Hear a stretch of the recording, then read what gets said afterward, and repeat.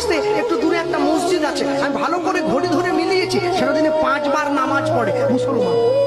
ভোর 5টায়, দুপুর 12টায়, বিকেল 3:30টায়, বিকেল 5টায়, সন্ধ্যে 7টায়।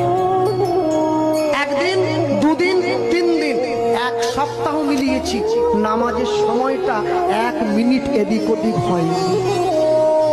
আপনাদের এই পুরো সবঙ্গে যদি বন্যা হয়ে যায়, তবু নামাজের সময়টা পরিবর্তন হবে না, ওটা ভোর 5টার নামাজটা 5টাতেই হবে।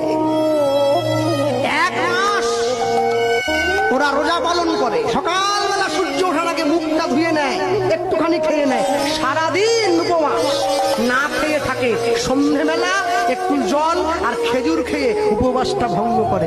পরে কি খাবে সেটা বড় কথা নয়, 1 মাস তো পালন তো করে।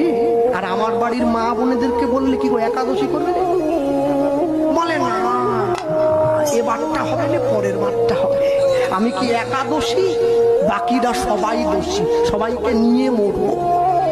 ওরা সময় করে নামাজটা পড়ে, আর আমার বাড়ির মায়েরা বোনেরা সময় করে পরনিন্দা পরচর্চা নিয়ে ব্যস্ত।